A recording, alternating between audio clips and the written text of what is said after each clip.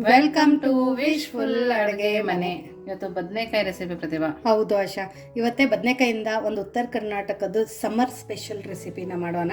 ಯಾಕಂದ್ರೆ ಇವಾಗ ಬೇಸಿಗೆಗಾಲ ಶುರು ಆಯ್ತಲ್ಲ ಆಶಾ, ಸೊ ದೇಹಕ್ಕೆ ತಂಪು, ಉಂಡಿದ್ರೂ ಭಾರ ಅನ್ನಿಸ್ಬಾರ್ದು, ಜಾಸ್ತಿ ಮಸಾಲೆ ಇರ್ಕೊಡ್ದು, ಆ ಥರ ಒಂದು ಬದನೆಕಾಯಿಂದ ಒಂದು ಒಳ್ಳೆ ರೆಸಿಪಿನ ಮಾಡೋಣ.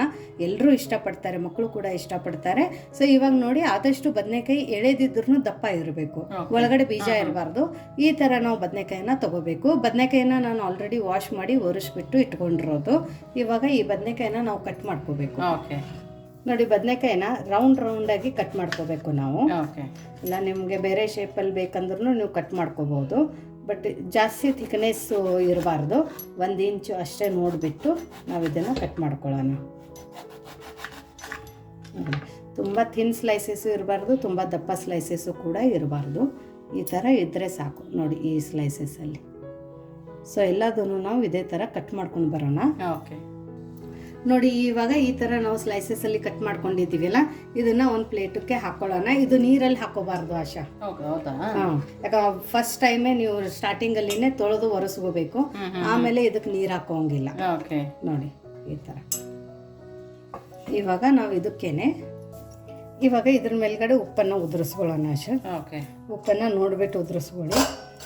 ಅದ್ರ ಜೊತೆ ಗುಂಟೂರು ಬ್ಯಾಡಗಿ ರೆಡ್ ಚಿಲ್ಲಿ ಪೌಡರನ್ನು ಹಾಕೊಳ್ಳೋಣ. ಇದು ಪ್ಯೂರ್ ಆರ್ಗ್ಯಾನಿಕ್ಕು. ಯಾರಿಗಾರೆ ಬೇಕಂದರೆ ಡಿಸ್ಕ್ರಿಪ್ಷನ್ ಬಾಕ್ಸಲ್ಲಿ ವಾಟ್ಸಪ್ ನಂಬರ್ ಕೊಟ್ಟಿದ್ದೀನಿ, ಅಲ್ಲಿ ಹೋಗಿ ನೀವು ಕ್ಲಿಕ್ ಮಾಡಿ ನಮ್ಮ ಜೊತೆ ಇದ್ರದ್ದೆಲ್ಲ ಪ್ರೈಸ್ ಲಿಸ್ಟನ್ನು ತಿಳ್ಕೊಬೋದು. ಸ್ವಲ್ಪ ಅರಿಶಿಣದ ಪುಡಿನ ಹಾಕ್ಕೊಳ್ಳೋಣ, ಸ್ವಲ್ಪ ಧನಿಯಾ ಪೌಡರು, ಸ್ವಲ್ಪ ಉತ್ತರ ಕರ್ನಾಟಕದ ಸ್ಪೆಷಲ್ ಮಸಾಲೆ ಖಾರನ ಹಾಕೊಳ್ಳೋಣ. ಇದರಿಂದ ರುಚಿ ಡಬಲ್ ಆಗುತ್ತೆ. ಸೊ ಜಾಸ್ತಿ ಇಂಗ್ರೀಡಿಯೆಂಟ್ಸ್ ಏನೋ ಬಳಸ್ತಾ ಇಲ್ಲ, ಇಷ್ಟೇ ಇಂಗ್ರೀಡಿಯೆಂಟ್ಸನ್ನು ನಾವು ಇವತ್ತು ಬಳಸ್ತಾ ಇರೋದು. ಉತ್ತರ ಕರ್ನಾಟಕದ ಸ್ಪೆಷಲ್ ಮಸಾಲೆ ಖಾರ ಯಾರಿಗಾರೆ ಬೇಕಂದರೆ ಅದನ್ನು ಕೂಡ ನೀವು ವಾಟ್ಸಪ್ ನಂಬರ್ಗೆ ಮೆಸೇಜ್ ಮಾಡಿದರೆ ಸಾಕು, ನಿಮಗೆಲ್ಲ ಡೀಟೇಲ್ಸ್ ಬರುತ್ತೆ. ಸೊ ಇವಾಗ ಇದೆಲ್ಲ ಏನು ಉದುರಿಸ್ಕೊಂಡಿದ್ದೀವಲ್ಲ ಆಶಾ, ಇದನ್ನೆಲ್ಲ ನೀಟಾಗಿ ಇದ್ರ ಜೊತೆ ಹಚ್ಕೋಬೇಕು. ನೋಡಿ, ಈ ಥರ ಮನೆಯಲ್ಲಿರೋ ಇಂಗ್ರೀಡಿಯೆಂಟ್ಸ್ ಎಲ್ಲ ಪಟ್ಟಂತ ಮಾಡ್ಕೋಬೋದಲ್ಲ. ಹೌದೌದು. ಅಕಸ್ಮಾತ್ ಇವಾಗ ಯಾರ ಹತ್ರ ಉತ್ತರ ಕರ್ನಾಟಕ ಸ್ಪೆಷಲ್ ಮಸಾಲೆ ಖಾರ ಇಲ್ಲ ಅಂದರೆ ಅವ್ರು ಸ್ಕಿಪ್ ಮಾಡ್ಬೋದು. ಹಾಕಲೇಬೇಕಂತೇನಿಲ್ಲ, ಬಟ್ ಹಾಕಿದ್ರೆ ರುಚಿ ಚೆನ್ನಾಗಿ ಕೊಡುತ್ತೆ. ನೋಡಿ, ಇದೆಲ್ಲ ನೀಟಾಗಿ ಇವಾಗ ಇದಕ್ಕೆ ಹತ್ಕೊಂಡಿದೆ. ಉಪ್ಪು ಹಾಕೊಂಡ ನಂತರ ಇದಕ್ಕೇನೆ ನೀರು ಬಿಡುತ್ತೆ. ಇವಾಗ ನಾವು ಇದನ್ನು ನೋಡಿ, ಇವಾಗ ಇಲ್ಲಿ ನಾನು ಒಂದು ಕಬ್ಬಿಣದ ತೆವೆನ ಇಟ್ಕೊಂಡಿದ್ದೀನಿ. ನೀವು ನಾರ್ಮಲಾಗಿ ಚಪಾತಿ ಎಲ್ಲ ಮಾಡ್ತೀರಲ್ಲ, ಆ ತವೆನೂ ಇಟ್ಕೋಬಹುದು. ಇದ್ರೊಳಗಡೆ 1.5 ಸ್ಪೂನಷ್ಟು ಎಣ್ಣೆನ ಹಾಕ್ಕೊಳ್ಳೋಣ, ಯಾಕಂದರೆ ತೆಳಗಡೆ ಸಿಹಿದು ಹೋಗ್ಬಾರ್ದಲ್ಲ. ಸೊ ಇದೆಲ್ಲ ಕಡೆ ಈ ಥರ ಸ್ಪ್ರೆಡ್ ಮಾಡ್ಕೊಳ್ಳೋಣ. ನೋಡಿ, ಈ ಥರ ಎಣ್ಣೆ ಹಚ್ಕೊಂಡ ನಂತರ ಫ್ಲೇಮನ್ನು ಮೀಡಿಯಮ್ ಫ್ಲೇಮಲ್ಲಿ ಇಟ್ಕೊಂಡ್ಬಿಟ್ಟು ಇವಾಗ ನಾವು ಇದಕ್ಕೆ ಬದನೆಕಾಯಿ ಮಸಾಲೆ ಹೆಚ್ಕೊಂಡಿವಲ್ಲ, ಇದನ್ನು ಇದ್ರ ಒಳಗಡೆ ಹಿಂಗೆ ಇಟ್ಕೊಳ್ಳೋಣ. ನೋಡಿ, ಯಾವುದೇ ಥರ ಹಿಟ್ ಬೇಕಾಗಿಲ್ಲ, ಎಕ್ಸ್ಟ್ರಾ ಮಸಾಲೆಸ್ ಏನೂ ಬೇಕಾಗಿಲ್ಲ. ಮಕ್ಕಳಿಗೆ ಲಂಚ್ ಬಾಕ್ಸಿಗೂ ಕೂಡ ಬೆಳಗ್ಗೆ ನೀವು ಈ ಥರ ಒಂದು ಐಟಮನ್ನು ಮಾಡಿಕೊಡ್ಬೋದು. ಚಪಾತಿಗಾಗಲಿ ಅನ್ನಕ್ಕಾಗಲಿ ನಡೆಯುತ್ತೆ ಅಷ್ಟೇ. ಮತ್ತು ಬೇಸಿಗೆ ಅಂದಾಗ ಒಂದು ಸ್ವಲ್ಪ ನಾವು ಮೊಸರು ಅದೆಲ್ಲ ತಿಂದರೆ ತಂಪು ಅನಿಸುತ್ತೆ. ಹೌದು. ನೋಡಿ, ಈ ಥರ ಹಾಕೊಂಡ ನಂತರ ಇವಾಗ ಇದನ್ನು ಈ ಥರ ತಿರುಗಿಸ್ಕೊಂಡು ನಾವು ಒಂದು ಸ್ವಲ್ಪ ಫ್ರೈ ಮಾಡ್ಕೋಬೇಕು ಆಶಾ. ಜಾಸ್ತಿ ಏನಿಲ್ಲ. ಬದನೆಕಾಯಿ ಎಳೆದಿದೆ ಅಲ್ಲ, ಬೀಜ ಇಲ್ಲ. ಇಲ್ಲಿ ನೀವು ನೋಡ್ಬೋದು, ಬದನೆಕಾಯಿಗೆ ಜಾಸ್ತಿ ಬೀಜ ಇಲ್ಲ, ಹಾಗಾಗಿ ಬೇಗ ಬೇಯುತ್ತೆ. ಕಲ್ತಿರೋ ಬದನೆಕಾಯಿ ತಗೋಬಾರ್ದು, ಇಲ್ಲಾಂದ್ರೆ ಬಾಯಿಯಲ್ಲಿ ಬೀಜ ಬಂದ್ರೆ ಆಶಾ ಕಟ್ ಅನ್ನುತ್ತೆ. ಸೊ ನಿಮ್ಮ ಮನೇಲಿ ಎಷ್ಟು ಜನ ಇದ್ದಾರೆ ಅದನ್ನ ನೋಡ್ಬಿಟ್ಟು ಕೂಡ ನೀವು ಮಾಡ್ಕೋಬಹುದು. ಇವಾಗ ನಾನು ಇಷ್ಟೆಲ್ಲ ಕಟ್ಸು ಒಂದೇ ಬದನೆಕಾಯಿ ಮಾಡ್ಕೊಂಡ್ರು. ದಪ್ಪ ಬದನೆಕಾಯಿ ಇತ್ತಲ್ಲ. ಹೌದು, ಒಂದು ಬದನೆಕಾಯಿ ಇತ್ತಂದ್ರೂ ಸಾಕು, ನಿಮ್ದು ರೆಸಿಪಿ ಆಗುತ್ತೆ. ಇನ್ನೂ ನೀವು ಯಾರು ನಮ್ಮದು ವಾಟ್ಸಪ್ ಗ್ರೂಪನ್ನು ಜಾಯಿನ್ ಆಗಿಲ್ಲ ಅಂದರೆ ಡಿಸ್ಕ್ರಿಪ್ಷನ್ ಬಾಕ್ಸಲ್ಲಿ ವಿಶ್ಫುಲ್ ಅಡುಗೆ ಮನೆ ವಾಟ್ಸಪ್ ಗ್ರೂಪದ್ದು ಲಿಂಕನ್ನು ಕೊಟ್ಟಿದ್ದೀನಿ. ಆ ಲಿಂಕ್ ಮೇಲೆ ಕ್ಲಿಕ್ ಮಾಡಿದರೆ ಸಾಕು, ನೀವು ನಮ್ಮ ಜೊತೆ ಕನೆಕ್ಟ್ ಆಗ್ತೀರಾ. ನಿಮ್ಗೆ ಬೇಕಾಗಿರೋದು ರೆಸಿಪಿ ಕೂಡ ನೀವು ಅಲ್ಲಿ ನಮಗೆ ಕಮೆಂಟ್ ಮೂಲಕ ಅಥವಾ ಮೆಸೇಜ್ ಮೂಲಕ ಕೇಳ್ಬೋದು. ಅದನ್ನು ಕೂಡ ನಿಮಗೋಸ್ಕರ ನಾವು ತೊಗೊಂಡು ಬರ್ತೀವಿ. ಸೊ ನೋಡಿ, ಇವಾಗ ಇದು ಉತ್ತರ ಕರ್ನಾಟಕದ ರೆಸಿಪಿ ಕೂಡ ಎಷ್ಟು ಜನಕ್ಕೆ ಗೊತ್ತಿದೆ ಗೊತ್ತಿಲ್ಲ, ಬಟ್ ಇದು ತುಂಬ ಹಳೆ ಕಾಲದ ರೆಸಿಪಿ. ಇದು ಅವಾಗೆಲ್ಲ ನಮ್ಮ ಅಜ್ಜಿಂದ ಇರೋದೆಲ್ಲ ತುಂಬ ಮಾಡ್ತಿದ್ರು, ನಮ್ಮ ಅಮ್ಮನೂ ಇವಾಗಲೂ ಮಾಡ್ತಾರೆ. ಬೇಸಿಗೆ ಬಂದರೆ ಇದೇ ಥರ ಮಾಡೋದು. ನೋಡಿ, ನಮ್ಮದು ವಿಶ್ಫುಲ್ ಅಡುಗೆ ಮನೆಯದು ಯಾವುದೇ ಪ್ರಾಡಕ್ಟ್ಸ್ ಆಗಲಿ, ಸ್ನ್ಯಾಕ್ಸ್ ಐಟಮ್ಸ್ ಆಗಿರ್ಬೋದು, ಮಸಾಲೆ ಖಾರಗಳು ಆಗಿರ್ಬೋದು, ಅದನ್ನು ಕೂಡ ಬೇಕಂದರೆ ನಾನು ಡಿಸ್ಕ್ರಿಪ್ಷನ್ ಬಾಕ್ಸಲ್ಲಿ ಒಂದು ವಾಟ್ಸಪ್ ನಂಬರು ಕೂಡ ಕೊಟ್ಟಿದ್ದೀನಿ. ಅಲ್ಲಿ ಮೆಸೇಜ್ ಮಾಡಿದರೆ ಸಾಕು, ನಿಮಗೆಲ್ಲ ಪ್ರೈಸ್ ಲಿಸ್ಟು ಕೂಡ ಬರುತ್ತೆ. ಸೊ ಅದೆಲ್ಲನೂ ಪ್ಯೂರ್ ಆರ್ಗ್ಯಾನಿಕ್ ಇದೆ, ನಾವೇ ಬೆಳೆಯೋದು. ಹಾಗಾಗಿಬಿಟ್ಟು ಎಲ್ಲಿ ಮಿಕ್ಸಿಂಗ್ ಇಲ್ಲ. ನಿಮ್ಗೇನಾದರೆ 1% ಮಿಕ್ಸಿಂಗ್ ಅನಿಸಿದರೆ ಅಲ್ಲಿ ಮನಿ ಬ್ಯಾಂಕು ಕೂಡ ನಾವು ಕೊಡೋಕೆ ರೆಡಿ ಇದ್ದೀವಿ. ಹಾಗಾಗಿಬಿಟ್ಟು ಅಲ್ಲಿ ನೀವು ನಮ್ಮದೆಲ್ಲ ಆರ್ಗ್ಯಾನಿಕ್ ಮಸಾಲೆ ಖಾರಗಳಾಗಲಿ ಅಥವಾ ಸ್ನ್ಯಾಕ್ಸ್ ಐಟಮ್ಸನ್ನು ನೀವು ತೊಗೊಂಡಿದ್ರೆ ಪ್ಯೂರ್ ತುಪ್ಪದಲ್ಲಿನೇ ಮಾಡೋದು. ಓಕೆ, ನೋಡಿ ಈ ಥರ 2 ಮೈ ಚೆನ್ನಾಗಿ ನಾವು ಇದನ್ನು ಬೇಯಿಸ್ಕೋಬೇಕು. ಒಂದೇ ಸರ್ತಿಗೆ ಬಿಟ್ಟರೆ ಮಸಾಲೆ ಹೊತ್ತೋಗ್ಬಿಡುತ್ತೆ. ಹೌದು. ನೋಡಿ ಇವಾಗ ಇದು 2 ಮೈ ಚೆನ್ನಾಗಿ ಬೈದಿದೆ ನೋಡಿ ಆಯಿಷಾ. ಇದ್ರಕ್ಕಿಂತ ಜಾಸ್ತಿ ಬೈಬಾರ್ದು, ಕರಿ ಆಗಬಾರ್ದು ಇದು. ಇವಾಗ ಫ್ಲೇಮನ್ನು ಆಫ್ ಮಾಡ್ಕೊಳ್ಳೋಣ. ಫ್ಲೇಮನ್ನು ಆಫ್ ಮಾಡಿಕೊಂಡು ಇದನ್ನು ತಿರುಗಿಸ್ಬಿಟ್ಟು ಇದೇ ಥರ ಬಿಟ್ಬಿಡೋಣ. ಇದೊಂದು ಸ್ವಲ್ಪ ಆರಬೇಕು. ಇವಾಗ ಇದನ್ನು ಪಕ್ಕಕ್ಕಿಟ್ಟು ನೆಕ್ಸ್ಟ್ ಏನು ಮಾಡೋದು ಅಂತ ನೋಡೋಣ. ನೋಡಿ ಇವಾಗ ಇಲ್ಲೊಂದು ಬೌಲನ್ನು ತಗೊಂಡು ಇದ್ರ ಒಳಗಡೆ ಒಂದು ಅರ್ಧ ಕಪ್ಪದಷ್ಟು ಗಟ್ಟಿ ಮೊಸರನ್ನು ತಗೊಂಡಿರೋದು. ಫ್ರೆಶ್ ಕರ್ಡ್ ಇದೆ. ಹುಳಿ ಇರೋದು ತಗೋಬೇಡಿ, ಯಾಕಂದರೆ ಮಕ್ಕಳಿಗೆ ನಾವು ಲಂಚ್ ಬಾಕ್ಸ್ ಪ್ಯಾಕ್ ಮಾಡಬೇಕಾದ್ರೆ ಹುಳಿ ಜಾಸ್ತಿ ಆಗುತ್ತೆ ಮತ್ತೆ ಮಧ್ಯಾಹ್ನ ತನಕ. ಸ್ವಲ್ಪ ಉಪ್ಪನ್ನು ಹಾಕೊಳ್ಳೋಣ. ಉಪ್ಪನ್ನು ನೋಡ್ಬಿಟ್ಟು ಹಾಕ್ಕೊಳ್ಳಿ. ನೋಡಿ ಅದೇ ಮೊಸರಿನ ಬೌಲಕ್ಕೆ ನಾವು ಒಂದು 4 ಕಪ್ಪದಷ್ಟು ಹಾಲು ಕೂಡ ಹಾಕೊಂಡಿದ್ದೀನಿ.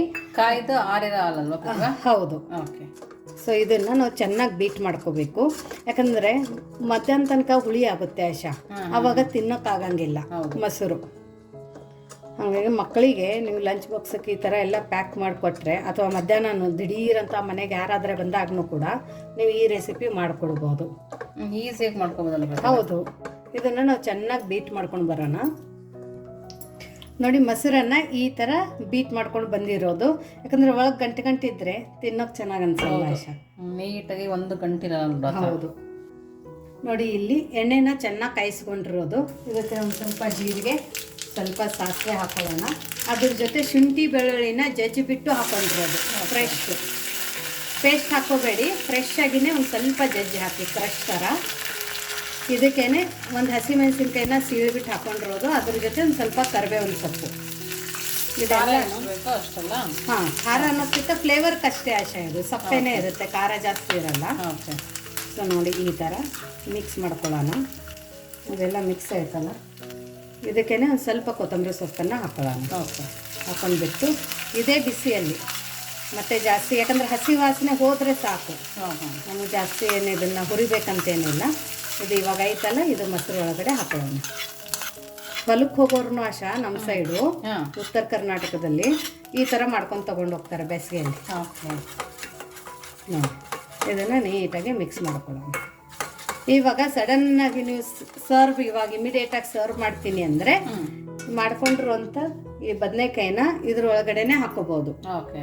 ಇಮಿಡಿಯೇಟಾಗಿ ಸರ್ವ್ ಮಾಡ್ತೀನಿ ಅಂದರೆ, ಇಲ್ಲ ನಾವು ಬಾಕ್ಸಿಗೆ ಅಂದರೆ ಇದನ್ನು ಸೆಪ್ರೇಟು ಅದನ್ನು ಸೆಪ್ರೇಟ್ ಹಾಕ್ಕೊಡ್ಬೋದು. ಇಲ್ಲ ನಮಗೆ ಸಾಫ್ಟ್ ಆದ್ರೆ ನಡೆಯುತ್ತೆ ಅಂದರೆ ಒಂದೇ ಸರ್ತಿ ಹಾಕೊಂಡು ಇಟ್ಕೋಬಹುದು. ಬಟ್ ಇದನ್ನ ಯಾವ ಥರ ತಿಂತಾರಂತ ನಾನು ನಿಮ್ಗೆ ತೋರಿಸ್ತೀನಿ. ಇವಾಗ ಇದನ್ನ ಐತಲ್ಲ ಮೊಸರದ್ದು, ಇದನ್ನ ಪಕ್ಕಕ್ಕಿಡೋಣ. ಪಕ್ಕಗಿಟ್ಟು ಈಗ ನೆಕ್ಸ್ಟ್ ಏನು ಮಾಡೋದು ಅಂತ ನೋಡೋಣ. ನೋಡಿ ಇಲ್ಲಿ ಗೋಧಿ ಹಿಟ್ಟನ್ನು ತಗೊಂಡಿರೋದು. ನಾರ್ಮಲ್ ಆಗಿ ನಾವು ಚಪಾತಿಗೆ ಯಾವ ಥರ ಹಿಟ್ಟು ಕಲಿಸ್ತೀವಲ್ಲ, ಸೇಮ್ ಚಪಾತಿ ಹಿಟ್ಟೆ ಇಲ್ಲಿ ತಗೊಂಡಿರೋದು. ಸಾಫ್ಟ್ ಚಪಾತಿನ ಮಾಡಿ ವಿಡಿಯೋ ಮಾಡಿದಲ್ಲ ಪ್ರತಿಭಾ? ಹೌದು ಆಶಾ, ಅದನ್ನು ಲಂಚ್ ಬಾಕ್ಸಿಗೆ ಯಾವ ಥರ ಮಾಡೋದು ಅಂತ ತೋರಿಸಿದ್ದೀನಿ. ಹೌದು. ಸೊ ನೋಡಿ ಇವಾಗ ಡೈಲಿ ಅದೇ ಚಪಾತಿ ಅಂದರೆ ಮಕ್ಕಳಿಗೆ ತಿನ್ನೋಕೆ ಬೇಜಾರು, ಮಕ್ಕಳು ಒಯ್ಯಂಗಿಲ್ಲ. ಸೊ ಹಾಗಾಗಿ ಯುನೀಕ್ ಮತ್ತು ಹೆಲ್ದಿ ಕೂಡ ನಾವು ಈ ಲಂಚ್ ಬಾಕ್ಸನ್ನು ಯಾವ ಥರ ಮಾಡೋದು ಅಂತ ಇವತ್ತು ಕೂಡ ನೋಡ್ತಾ ಇದ್ದೀವಿ. ನೋಡಿ ಇಷ್ಟು ಲಟ್ಸಿದ್ರೆ ಸಾಕು. ಓಕೆ. ಇವಾಗ ಇದ್ರ ಮೇಲ್ಗಡೆ ಒಂದು ಸ್ವಲ್ಪ ಎಣ್ಣೆ ಹಾಕೋಣ. ಈ ಥರ ಸ್ಪ್ರೆಡ್ ಮಾಡಿಕೊಂಡು ಸ್ವಲ್ಪ ನಾವು ಏನು ಬೆಳ್ಳುಳ್ಳಿ ಮತ್ತು ಶುಂಠಿ ಕುಟ್ಕೊಂಡು ಇಟ್ಕೊಂಡಿದ್ದೀವಲ್ಲ ಮೊಸರು ಒಗ್ಗರಣೆಗೆ, ಹೌದು, ಸೊ ಅದನ್ನೇ ಒಂದು ಸ್ವಲ್ಪ ಹೆಚ್ಚಿಗೆ ಕುಟ್ಕೊಂಡ್ಬಿಟ್ಟು ಈ ಥರ ಸ್ಪ್ರೆಡ್ ಮಾಡ್ಕೊಳ್ಳೋಣ. ಇವಾಗ ನೋಡಿ ಇಲ್ಲಿ ಉತ್ತರ ಕರ್ನಾಟಕದ ಸ್ಪೆಷಲ್ ಕಡಲೆ ಬೀಜದ ಹಿಂಡಿ ಇದೆ ಇದು ಆಶಾ, ಶೇಂಗಾ ಹಿಂಡಿ. ಸೊ ಇದನ್ನು ಕೂಡ ನಾವು ಹಿಂಗೆ ಉದುರಿಸ್ಕೊಳ್ಳೋಣ. ಕೆಲವೊಬ್ರು ಸುಮಾರು ಜನ ತಗೊಂಡಿದ್ದಾರೆ, ಬರೀ ಮೊಸರು ಜೊತೆನೆ ತಿನ್ನಬೇಕು ಅಂತಲೂ ಕೇಳಿದ್ದಾರೆ, ಅಥವಾ ಅದರಿಂದ ಮತ್ತೆ ಏನು ಮಾಡೋದು ಅಂತಲೂ ಸುಮಾರು ಜನ ಕೇಳಿದ್ದಾರೆ.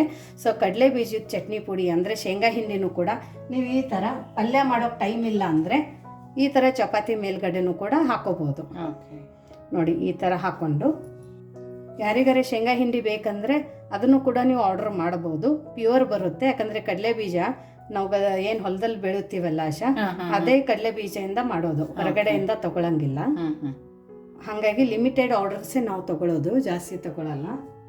ನೋಡಿ ಒಂದು ಸ್ವಲ್ಪ ಕೊತ್ತಂಬರಿ ಸೊಪ್ಪು ಕೂಡ ಹಾಕ್ಕೊಳ್ಳೋಣ. ಹಾಕೊಂಡ್ಬಿಟ್ಟು ಇದನ್ನು ರೋಲ್ ಮಾಡ್ಕೊಳ್ಳೋಣ ಈ ಥರ.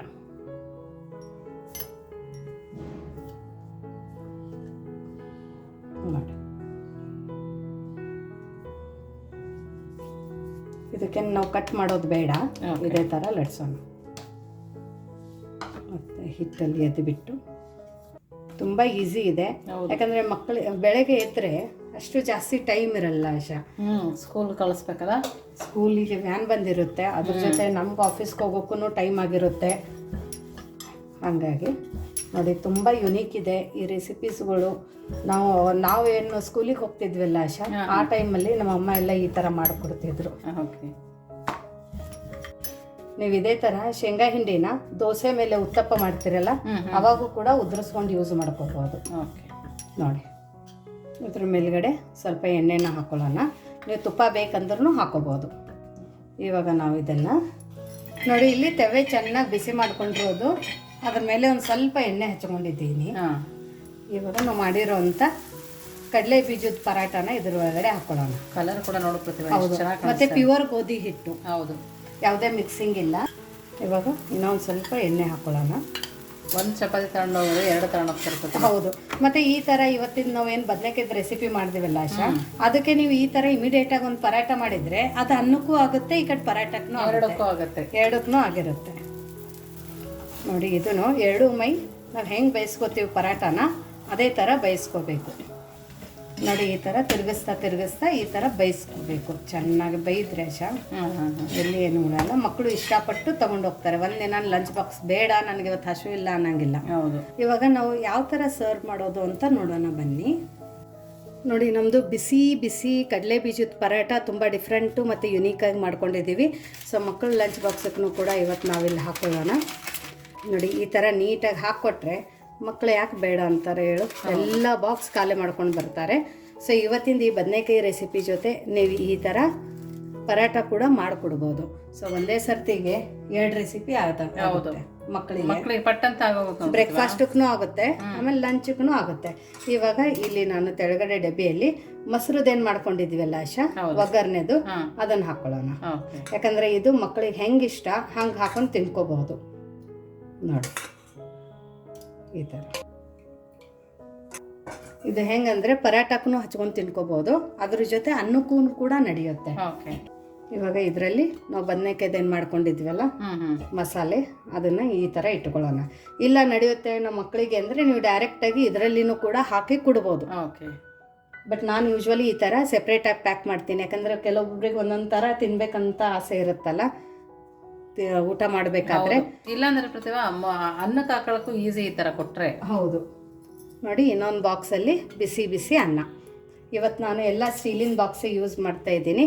ಇಲ್ಲಾಂದರೆ ಗ್ಲಾಸಿಂದ ಯೂಸ್ ಮಾಡಿ, ಇಲ್ಲಾಂದರೆ ಸ್ಟೀಲಿಂದ ಯೂಸ್ ಮಾಡಿ. ಯಾಕಂದರೆ ಸಮರಲ್ಲಿ ನಾವು ಈ ಥರ ಸರ್ವ್ ಮಾಡ್ತೀವಲ್ಲ ಆಶಾ ಫುಡ್ಡು, ಮೊಸರೋದೆಲ್ಲ ಪ್ಲಾಸ್ಟಿಕ್ ಎಲ್ಲ ಇದ್ದಾಗ ಅದನ್ನೇನಾಗುತ್ತಂದ್ರೆ ವಾಸನೆ ಬರೋಕ್ಕೆ ಸ್ಟಾರ್ಟ್ ಆಗಿ ಜಲ್ದಿ ಹುಳಿ ಆಗುತ್ತೆ, ತಿನ್ನೋಕೆ ಫ್ಲೇವರ್ ಚೇಂಜ್ ಆಗುತ್ತೆ. ಸೊ ಹಾಗಾಗಿ ಇಲ್ಲಿ ನಾನೆಲ್ಲಾನು ಸ್ಟೀಲಿನ ಬಾಕ್ಸೇ ನಾನು ಪ್ರಿಫರ್ ಮಾಡೋದು. ಇವಾಗ ತಿನ್ಬೇಕಂದ್ರೆ ಆಶಾ ಈ ಅನ್ನದ ಜೊತೆ ಈ ಮೊಸರು ಏನಿರುತ್ತಲ್ಲ, ಒಗ್ಗರಣೆ ಮೊಸರನ್ನ ಇದ್ರ ಜೊತೆ ಹಾಕೊಂಡು ಇದನ್ನ ಮೇಲ್ಗಡೆ ಇಟ್ಕೊಂಡು ಕೂಡ ಇದೇ ಥರ ತಿನ್ಕೋಬಹುದು. ಸೊ ಚೆನ್ನಾಗಿ ಹತ್ತುತ್ತೆ, ಟೇಸ್ಟ್ ತುಂಬ ಸಖತ್ತಾಗಿರುತ್ತೆ.